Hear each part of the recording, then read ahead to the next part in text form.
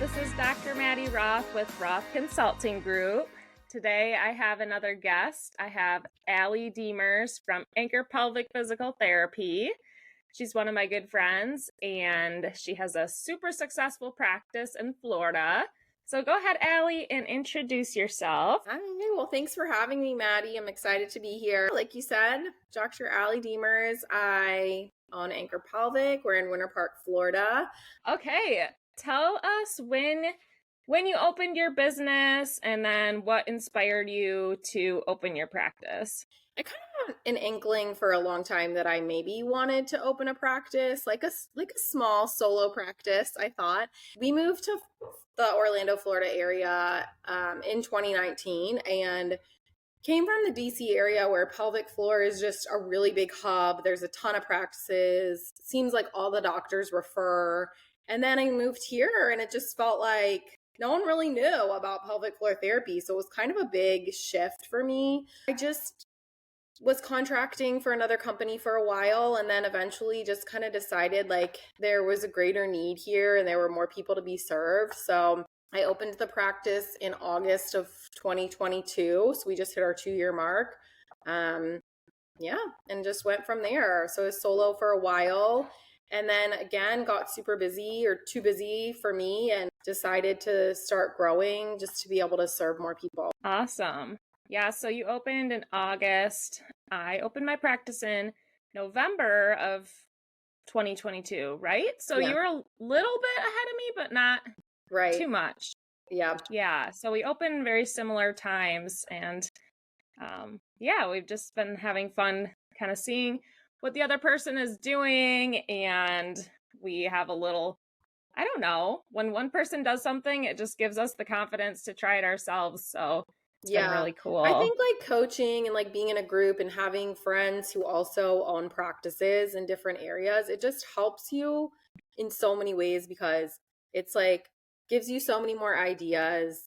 And then it also, I think, has really helped me like make decisions much faster because I can, instead of like hemming and hawing about something for a long time, I can run it by all you guys and get, oh, I tried that, it worked, it was awesome. Oh, don't do it, it's terrible.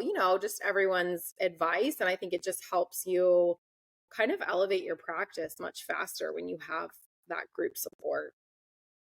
Yeah, for sure.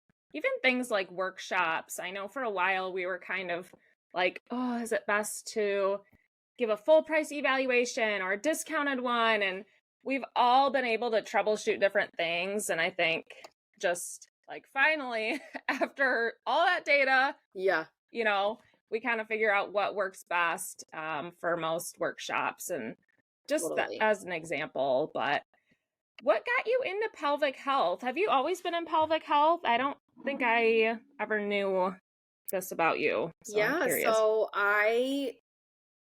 so in my PT school, we have to do like 4 internships. And my last internship before I graduated got canceled. And they ended up being like, well, go to this pelvic floor clinic. And I was like, okay. It was like either there or do another sniff or something like that. I knew I didn't want to do that. So I was like, okay, I'll try it. So I ended up doing my last 12-week clinical at this private practice in Maryland, where I'm from, where I went to PT school. And I just kind of fell in love with the field and they ended up hiring me, training me, and I've kind of been in the field ever since.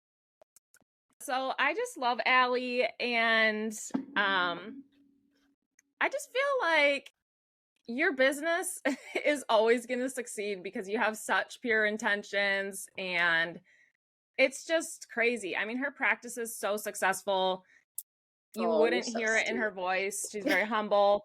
But her practice is actually insane. And, I think God just continues to just make it happen because it's his will. And I'm always like so impressed.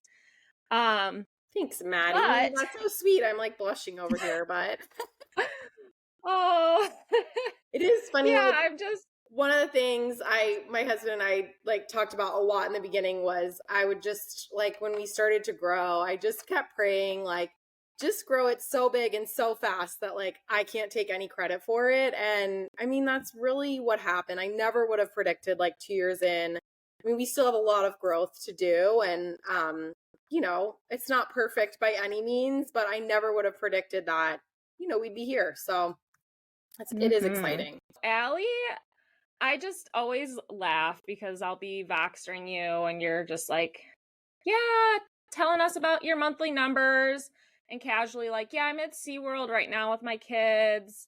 I just think it's so funny, like how much stuff you do. So Allie's a mom of 4 kids that are young. So tell us about that, running your business as a mom and how you made that work. What are the pros and cons of owning your business as a mom? Oh my gosh. Well, I think that could be like another 4-part podcast series, but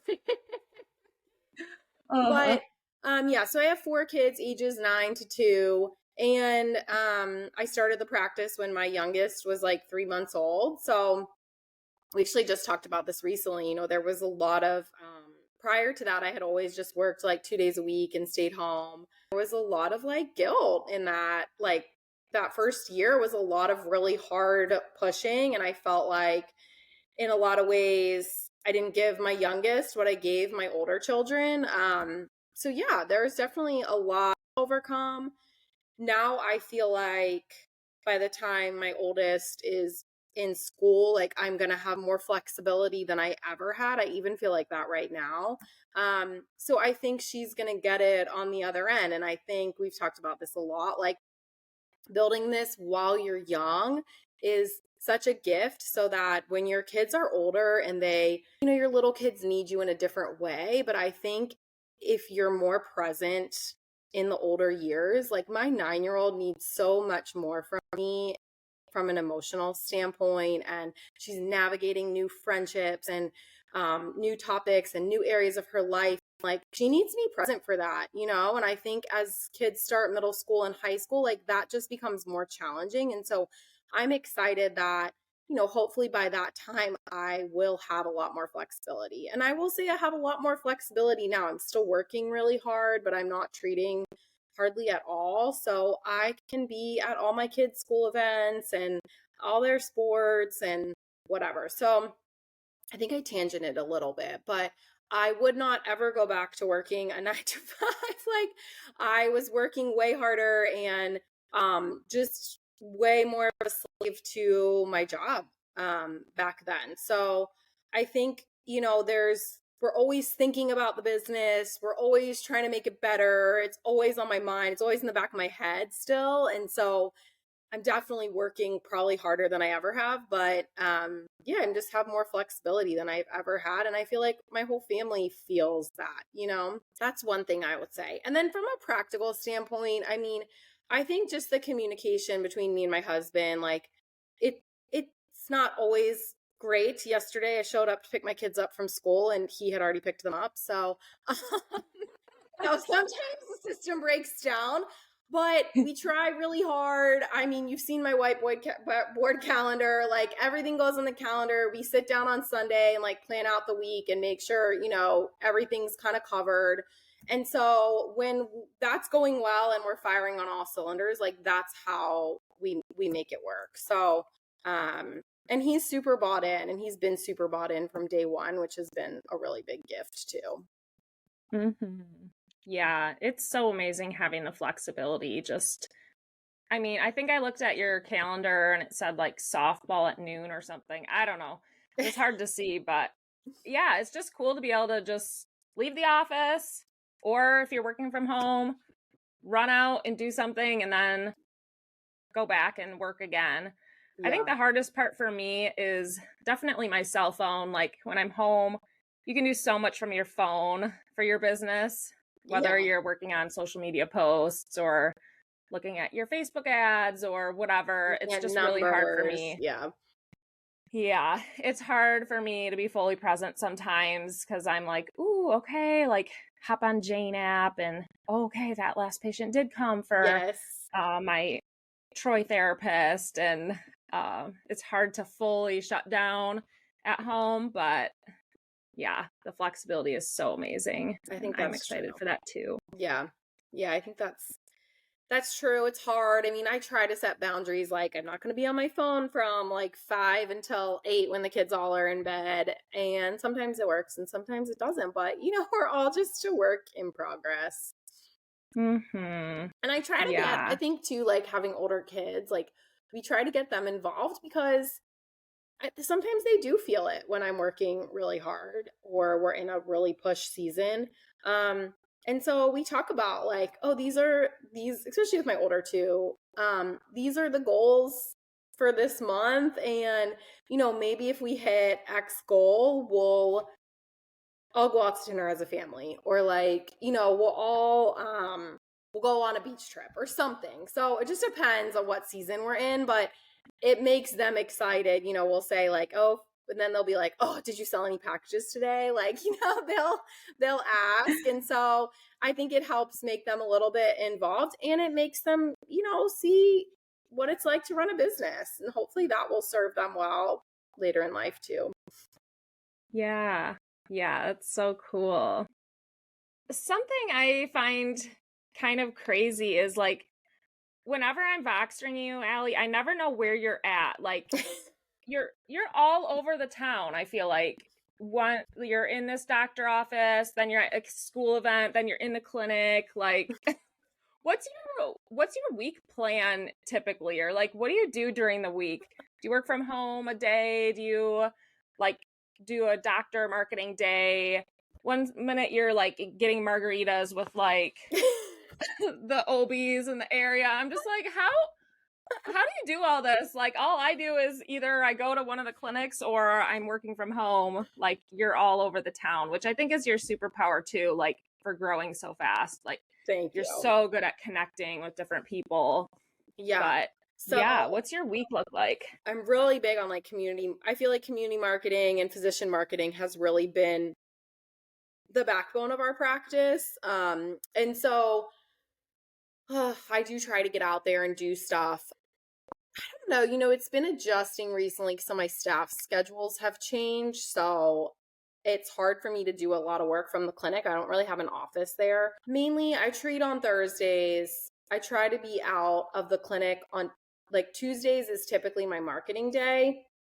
So either that setting up meetings, like community meetings, stuff like that, or doing drop offs at physicians' offices, or if I'm gonna speak at a class, or I try to schedule all that on Tuesdays if possible. And then Fridays, kind of like my catch up day. My kids go to a Christian school and they have like a church service on Friday morning. So I try to go to that pretty like set in stone. And then I might do like a lunch meeting or something like that. And then I'll work from home and just get caught up on all the stuff. And then Mondays and Wednesdays, yeah, I really try to be in the clinic. So that's kind of my MO. But sometimes like, this, what's today, Wednesday?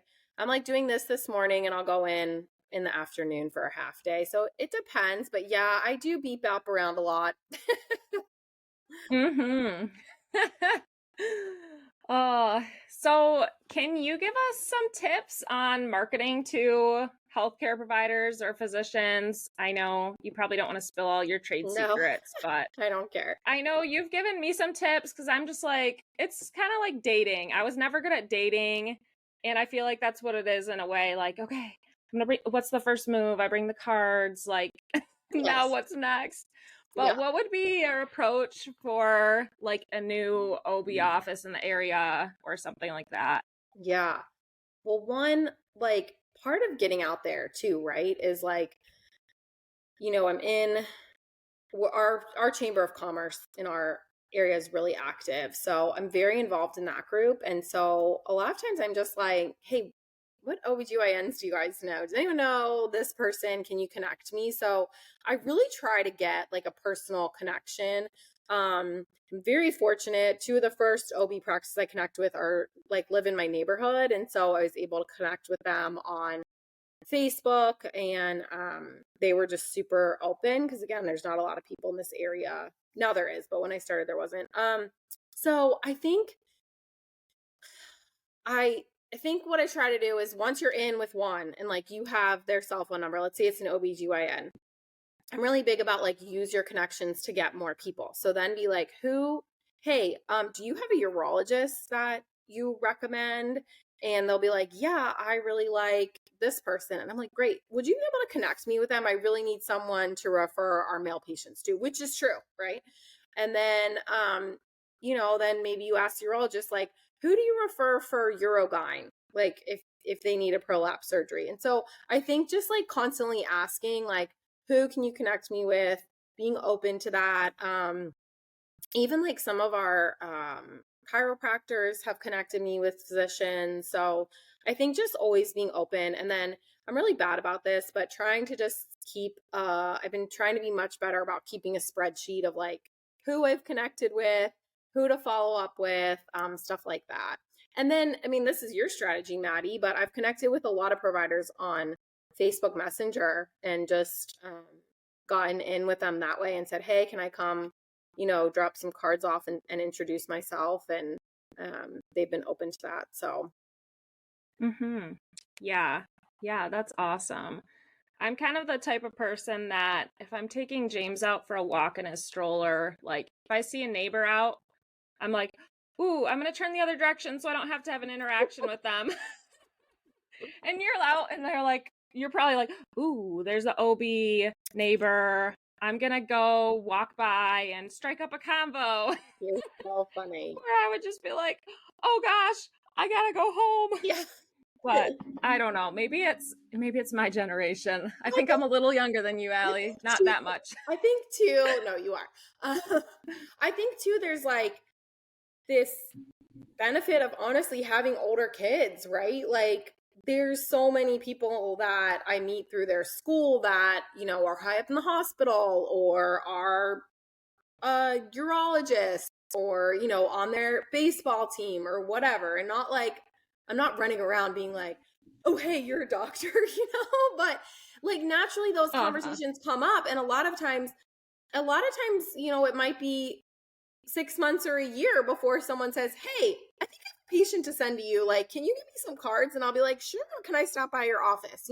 So I think it's just like the more conversations you have, the more people you meet, the more you're going to build those relationships and then build that, name recognition in the community as well. So I think that's good. Yeah, that's amazing. So I don't know if you typically calculate this breakdown, but what would you say your guess is for where a lot of your patients come from? Like, would you say it's about 50% referrals or workshops? Yeah, I do keep this data. We don't really do a ton of workshops. I personally hate doing workshops, so I've steered away from that. So most of them are, I would say about 40% is provider referrals. So doctors, midwives, chiros, I kind of lump all those together. And then another, 20% are word of mouth. And then the rest, and then let's see, what's that make? 60? Probably like 30% are our Facebook ads. And then we have probably another 10% that are just like found us on Google or, whatever. Yeah. So you guys might have heard me talking about Allie before on the podcast. I feel like I talk about you guys. Yeah, she's one that was kind of lucky in a way. Sometimes when you launch your Facebook ad, it just hits day one, boom, and you're getting the right people. You're getting so many leads. And that was kind of the case for Allie. I mean, it happens to a lot of people, but not every single person. Sometimes Meta takes a little time to learn. But yeah, tell us about your Facebook ads. I love the ads. Yes, I know you love the ads. Yeah, well, and I will say too, I really I try to keep that split kind of like for where we get our referrals from. I really like to get, a third from doctors, a third from Facebook, and a third from word of mouth community type of stuff. I think what happened was in March, I was bringing on my third therapist, my second full timer, and we needed her, but then it was almost just like all of a sudden I needed double the amount of leads, right? So I came to Maddy, did her course, and yeah, we set up the ads and got them going, and they really made a huge difference in the beginning. I mean, almost like, I would say it was almost too much. Like, my therapists were almost overwhelmed, and then we really had to kind of like go in and create some systems around the Facebook ads, because I think they're a little bit different in how we present like the payment and the packages and stuff like that. So, yeah, but we just dove right in, and it's definitely been a huge part of our growth in the past few months. So I'm super grateful. Maddy answers all 1 million of my questions about them.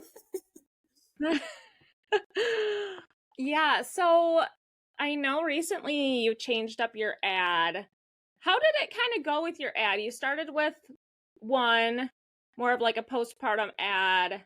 Was it fruitful the whole time you had it running, or did it kind of die out after a couple months? Would Yeah, you say? it was pretty fruitful from like March until July. And honestly, I think what happened was like I was gone for 2 months in July, or for 2 weeks in July.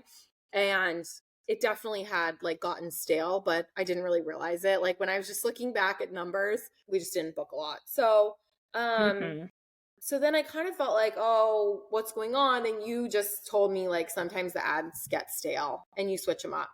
At one point, I also had a leakage ad running, and I think I don't know if maybe I didn't give it enough time, but it just wasn't performing as well. So I ended up just like reallocating my spend back into the postpartum ad. And then we just started doing a diastasis ad in maybe mid-August, and that one's doing really well. We're back to getting, I don't know, 10 leads a week or something from that. So Yeah. The leakage ad is really it's funny because it's kind like of one of hit or your best miss. ads, right? Yeah. It's kind of high risk, high reward, I would say. Yeah, so we were just 'Cause, getting a ton of men. But I think if I did it again and put some different, we talked about some different strategies. I know we talked about it recently with like my dialysis retargeting. ad. I think if we changed the questioning a little bit on the form, that would help. So we might try it again. Yeah. So this is one of my favorite questions, but completely off topic. What are 3 mistakes you've made since starting your business? Oh my gosh. Only 3. I think the biggest mistake by far was hanging on to someone that as an employee, that I knew was not a good fit, and not letting her go like way sooner. So, and ultimately actually I've done that twice. So, and ultimately like realizing how much money it costs me to keep them on. I think it's really hard when you're overwhelmed and super busy and super stressed and you just need help to like let someone go. But I think ultimately, yeah, like I wish I had done it sooner. So that would be a huge mistake.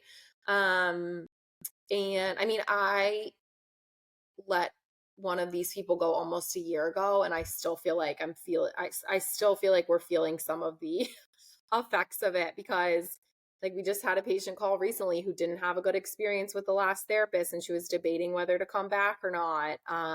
She ultimately came in, but anyway, that was a big mistake. I don't know, you know my practice. What else? I would say I wish I had gotten a little bit of a bigger space when we moved into this space last August. I did not think so we have a gym space and 3 treatment rooms. And I thought that would be good for 3 years, which is the lease I signed. And we are pretty much maxing it out at the moment. So, I mean, not totally maxing it out. We have a little bit of room to grow into. But now with having 3 therapists and 2 admin there, like it's really hard for me to be in the clinic. I don't really have an office space. So I kind of wish I had created, and I like being there. So, you know, a lot of days I stay home, like we talked about, because it's too crazy there. So I wish I'd gotten a little bit bigger space. So definitely needed a little more belief in myself, I think, at the time. Then, gosh, I was thinking of something else, but I don't know. I know, it's kind of a tough question. Yeah. Oh, I know. I think just like this is really hard too, but I think with my first hires, like not having the capacity to train them as much as I could have.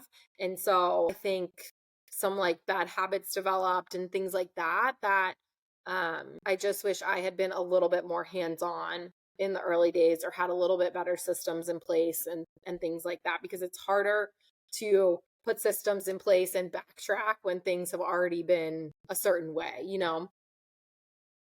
Mm-hmm. Yeah. Yeah, it's super hard. We've been talking about that a lot, and my first hire too.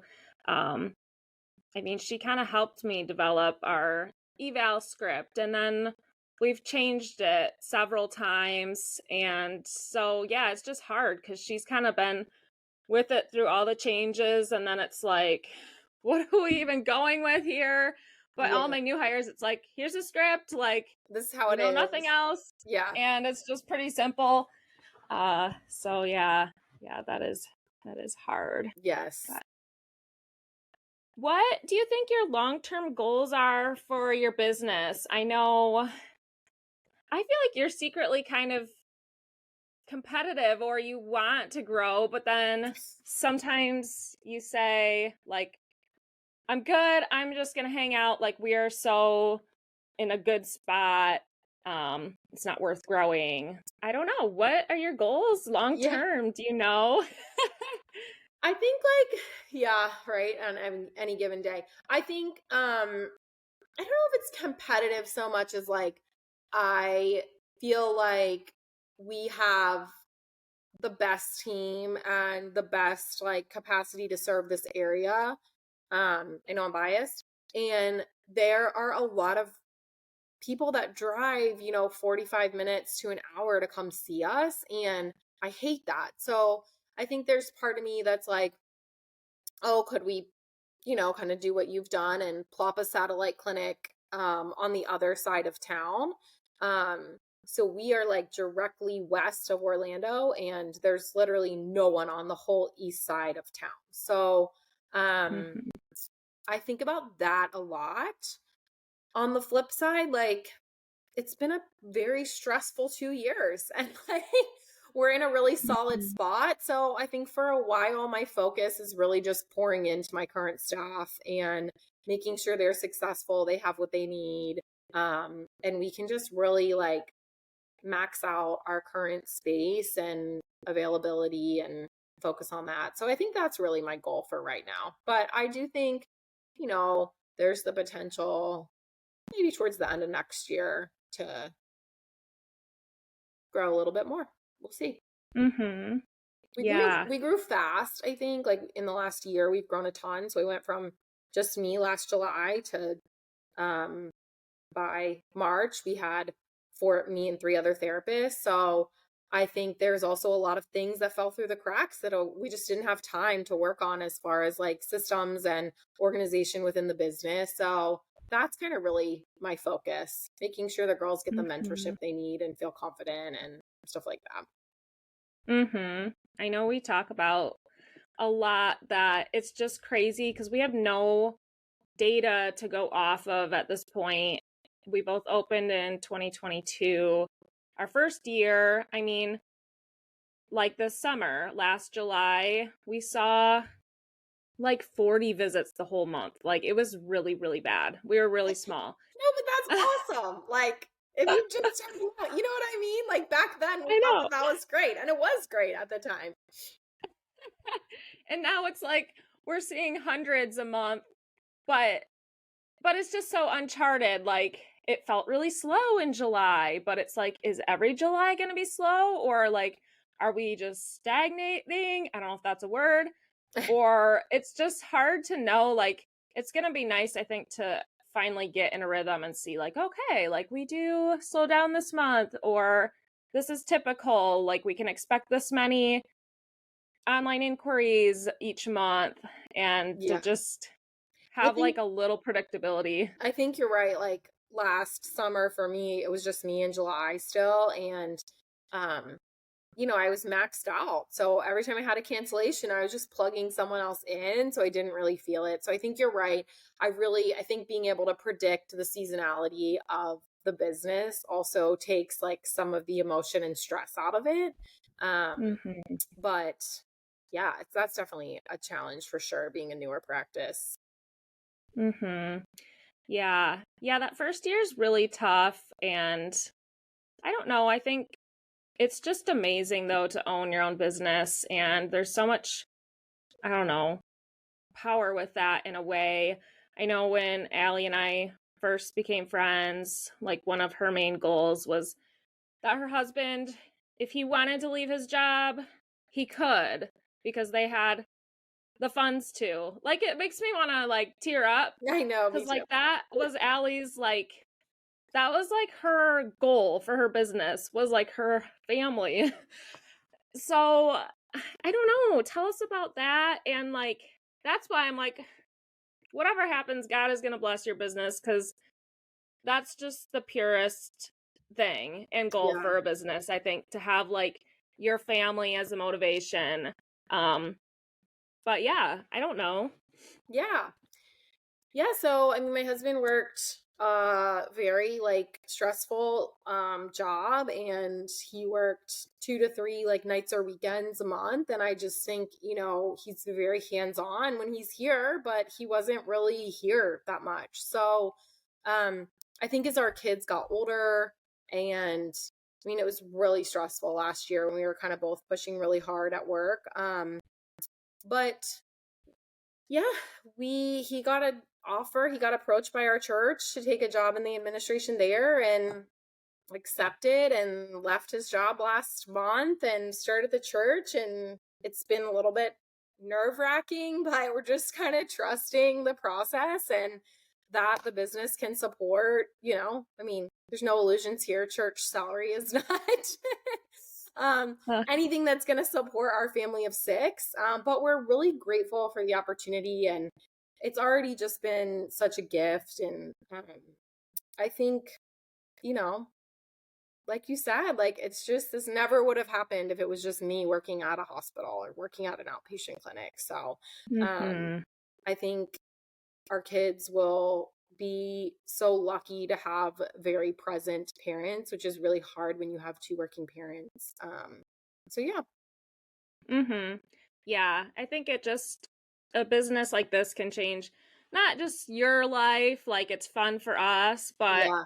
it has such an effect on everyone around you, your community for providing this service at Yes. this good of a level, but your Yeah, totally. spouse and And yeah. yeah, I mean, it's not lost on me. Like, we're so lucky to do this work. We're so lucky to serve this community. Like, it's such an honor when someone comes to work for me and I get to be a part of like their story. I mean, it's just such a gift in so many ways that I never would have predicted. Yeah, it's been fun. I want to say one more thing about being super busy and having 2 working parents, because I feel like this is so common in our society. Like last year, we just had to from like friends and neighbors for help with our kids. We don't have family locally.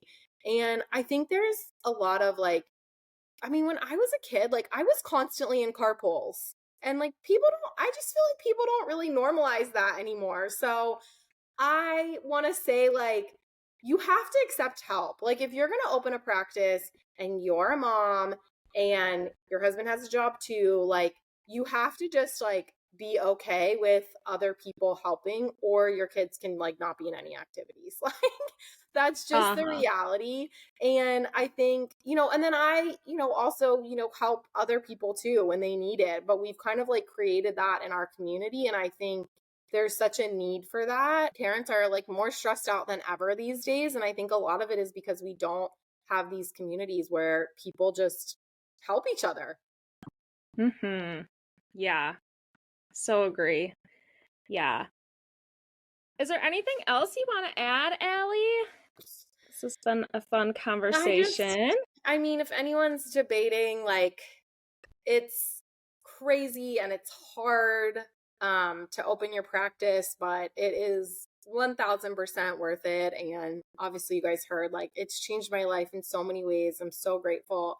And I feel like some of my like best friends are these girls that I've met in this group. I mean, um, we lean on each other for business stuff, but we lean on each other for personal stuff too. We had a really stressful personal year the last year. And I mean, these girls were there for me every step of the way. So I think also if Mhm. you're debating coaching, like I think that's an amazing way to grow your practice and create a support system because it's lonely. It's pretty lonely being an entrepreneur if you don't have that.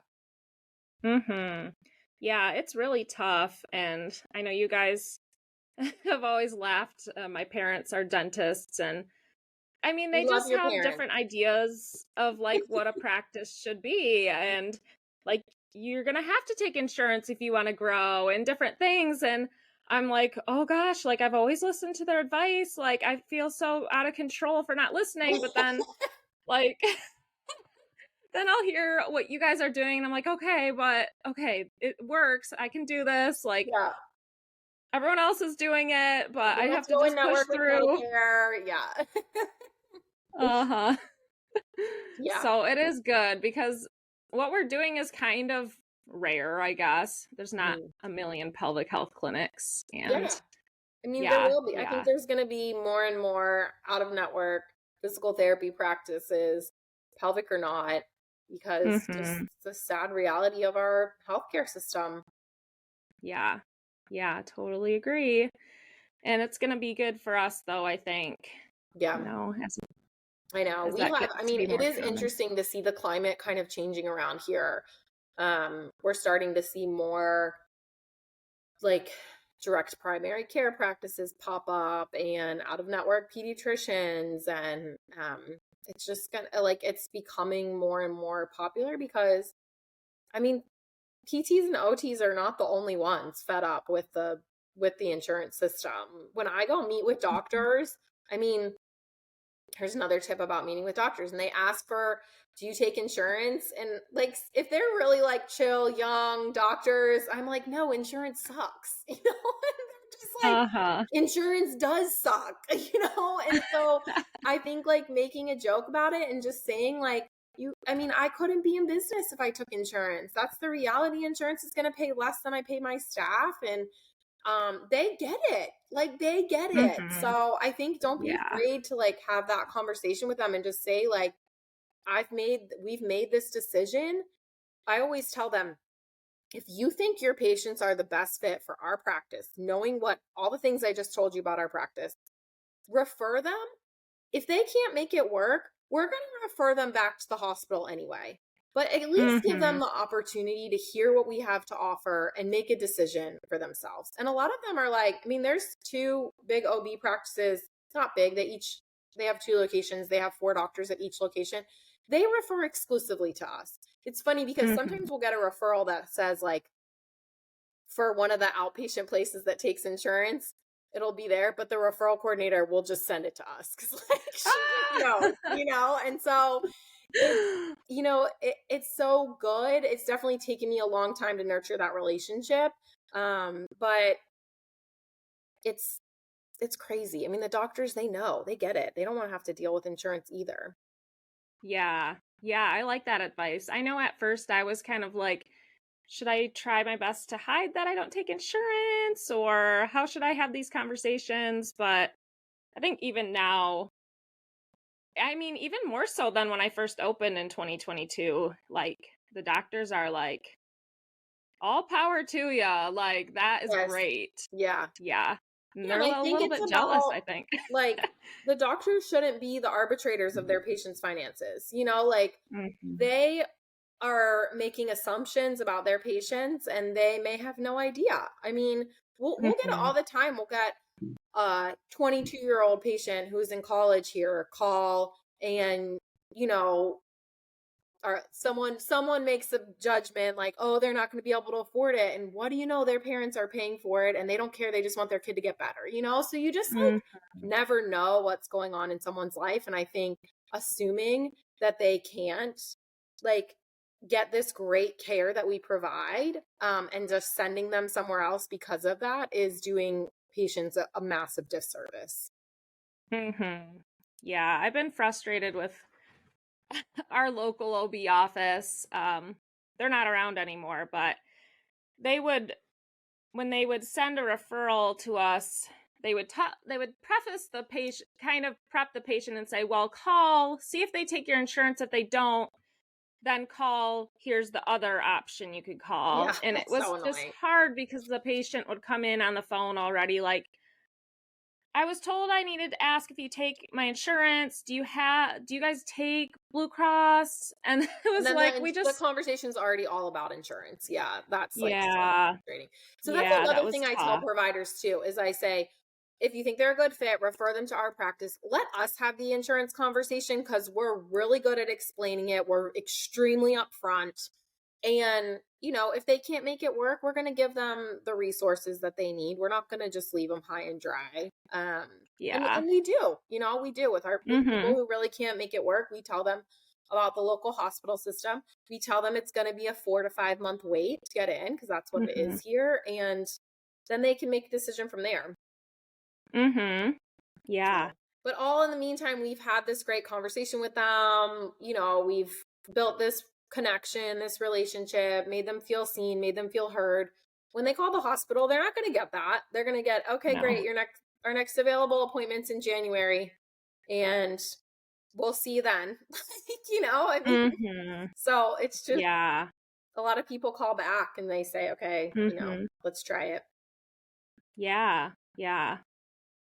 Well, thanks so much for coming on, Allie. Where can people find you if they want to follow your journey? What's your handle on Instagram? Yeah, we're just Anchor Pelvic PT. And yeah, that's it. All right. Cool. Thanks, Maddy. Well, give her a follow. And feel free, probably you can reach out to her if you want. She's pretty social, so. Yes, definitely. I'm always on Boxer too, so feel free. Yeah. Cool. Well, thanks again for your time. Yeah, thanks for having me, Maddy. Bye.